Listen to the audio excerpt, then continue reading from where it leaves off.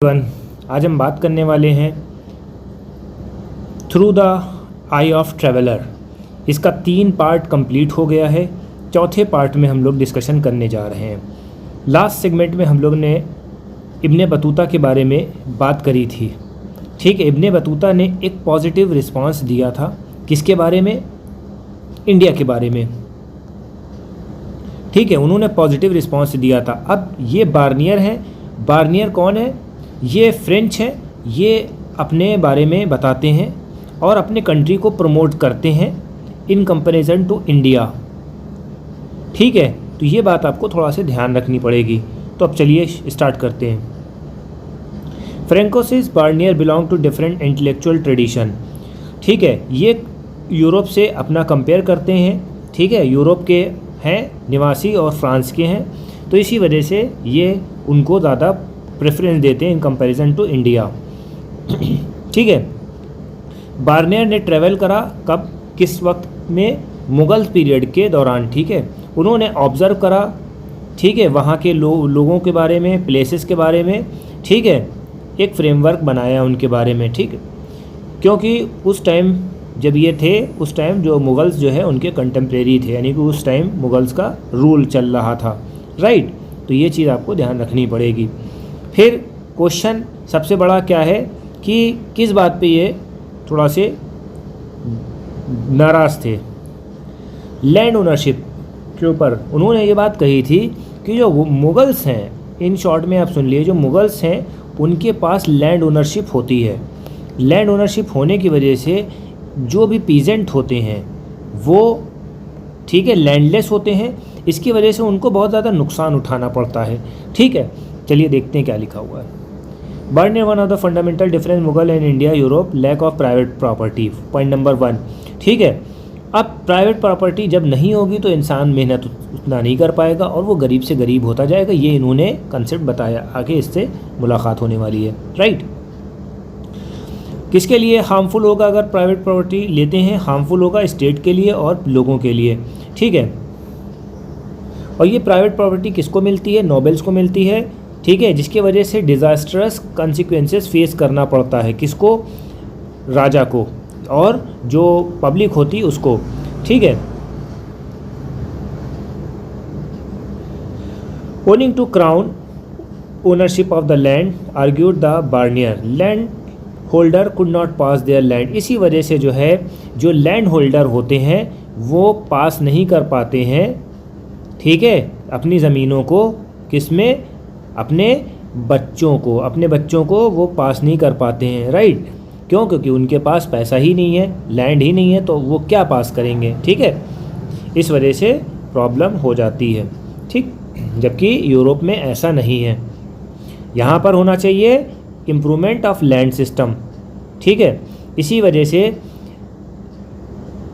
रुइनेशन of agriculture जो है वो डिक्लाइन कर गया। एक्सेसिव ऑपरेशन हुआ, ऑपरेशन वाला नहीं, डॉक्टर वाला ऑपरेशन। ठीक है, ऑपरेशन का मतलब है जुल्म ज़ाती अत्याचार। ठीक है, continuous decline of the living standard of the all society, ये आपको याद रखना पड़ेगा। फिर एक्सटेंशन, इसके अलावा भी Bernier describe the Indian society undifferentiated mass थे। अनडिफरेंशिएटेड मास का मतलब यानी कि बहुत ज़्यादा लोग गरीब थे, बहुत ज़्यादा लोग अमीर थे, यानी कि मिडिल क्लास लोग थे ही नहीं। ठीक है, अब इनके आंसर आगे मिलेंगे। ठीक है, जब अबुल फजल जो है अकबर के राइटर थे, उन्होंने डिस्क्राइब करा तो आपको ये पूरा किस्सा समझ में आएगा। ठीक है, पूरी स्टोरी समझ में आएगी। यानी कि वहाँ के लोग जो है एक्सट्रीम जो है रिच होते थे और एक्सट्रीम पुअर होते थे। ठीक है, नो मिडिल क्लास इंटेलिजेंसिया। फिर लास्ट में इन्होंने ये भी कहा कि मुग़ल एम्परर जो था king of the beggar and barbarians. ठीक है, यानी कि बेगर और बारबेरियन के किंग थे। ठीक है, वहाँ की हवा ख़राब थी। ठीक है, ओवर स्प्रेड बशेस, जहाँ पर वो राज करते थे वहाँ पर झाड़ियाँ वाड़ियाँ थीं, वहाँ पर मार्शेस थे, जंगल टाइप का था। क्यों? क्योंकि ओनरशिप जो है क्राउन के पास होती थी। क्राउन के होने की वजह से ये बहुत मुश्किल हो जाता था। फिर बाद में जो है none of the Mughal official documents suggest sole ownership ये चीज़ बताई ही नहीं। फॉर इंस्टेंट अबुलफल ने 16th सेंचुरी में बताया, डिस्क्राइब द लैंड रेवेन्यू के बारे में बताया, रेम्यूनरेशंस के बारे में बताया, रेम्यूनरेशन ऑफ सोवरेनिटी, यानी कि वहाँ पर टैक्स नहीं लिया जाता था, आपको पैसा जमा करना है, ठीक है, किंग को पैसा जमा करना है, क्यों? क्योंकि आप आज़ाद हो, ठीक है, फिर आपको राजा प्रोटेक्ट करेगा, इस तरह से होता था। The protection he rather than rent, ठीक है, that land own. It is possible to European traveller regarded such claim that rent because land revenue demanded very high, ठीक है, और लैंड रेवेन्यू जो होता था बहुत हाई होता था। क्यों? इन लोगों का कहना है लैंड रेवेन्यू बहुत हाई होता था। वो लोग कहते थे, जो मुगल्स वाले लोग थे, उन्होंने कहा था कि भाई हम आपकी सेफ्टी कर रहे हैं, सेफ्टी मेजरमेंट हो रहा है ना, आपका सेफ्टी मेजरमेंट है, right. Bernier description influence the western theorist 18th century onward. Philosopher Montesquieu ने भी बात कही थी, it is used to account to develop the idea of oriental despotism, ठीक है, उन्होंने आइडिया दिया ओरिएंटल डिस्पोटिज्म। डिस्पोटिज्म का मतलब यानी कि बहुत ज़्यादा पैसे वाले, ठीक है, according to which ruler Asia enjoy the absolute authority over their subject, ठीक है। Private property was not existence, ठीक है, इसमें इन्होंने बताया प्राइवेट प्रॉपर्टी एग्जिस्टेंस में नहीं थी, ठीक है।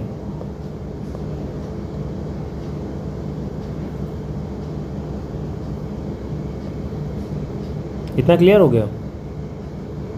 The idea further develop the concept of 19th century, इन्होंने कार्ल मार्क्स ने भी ये सब चीज़ें बताई है, एशियाटिक मॉडल, ठीक है। He argued that India and other Asia country before colonization का मतलब यानी कि ब्रिटिश के आने से पहले, सरप्लस वाज अप्रोप्रिएटेड, सरप्लस जो था अप्रोप्रिएट था, बहुत ज़्यादा पैसा था, बहुत ज़्यादा समृद्धि थी। This lead to emergence of the society compose a large number of autonomous egalitarian village community, यानी कि बहुत पैसे वाले लोग थे, ठीक है। जो कार्ल मार्क्स की थ्योरी थी, उन्होंने ये सब बताया कि ऐसा नहीं था, कोलोनाइजेशन से पहले बहुत ज़्यादा लोग रिच रहते थे, ऑटोनोमस रहते थे, कम्युनिटीज़ रहती थी, ठीक है।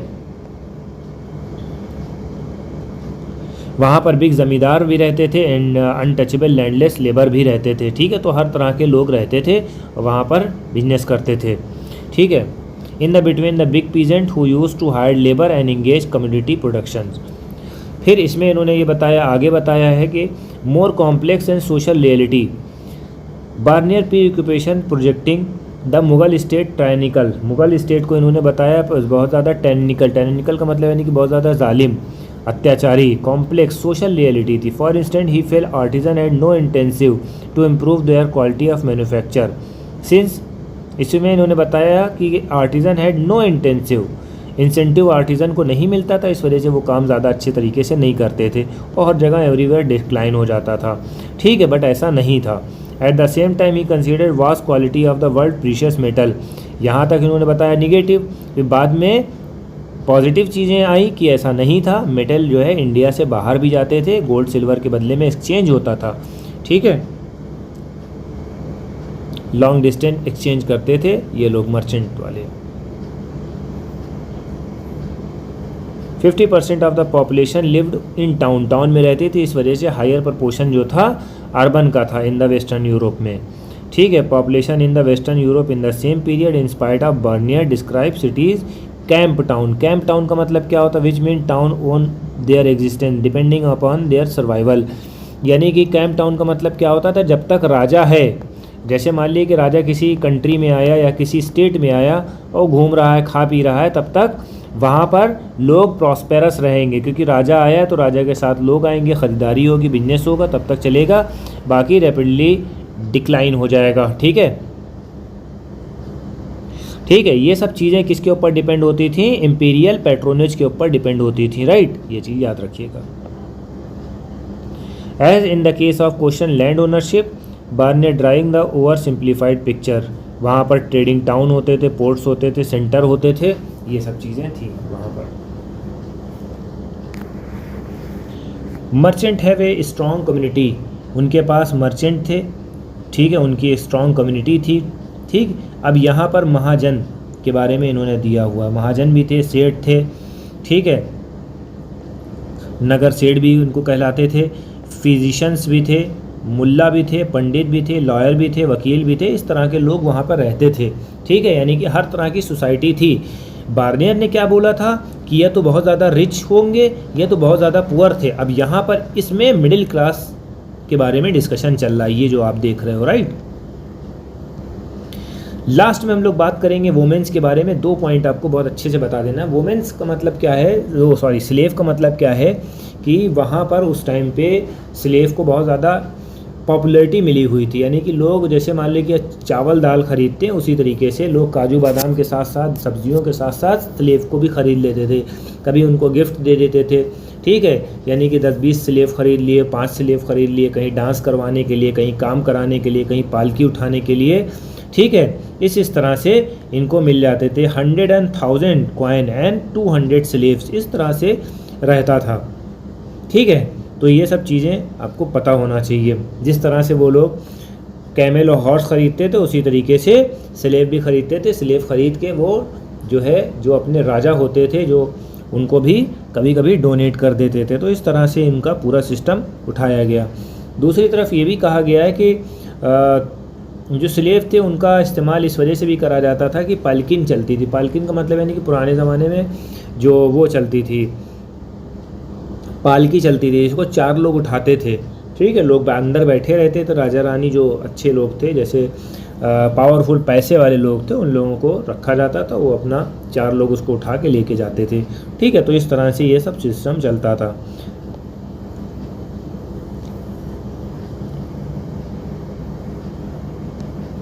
तो फाइनली इस तरह से हमारा चैप्टर ये वाला ख़त्म हो गया है। ठीक है,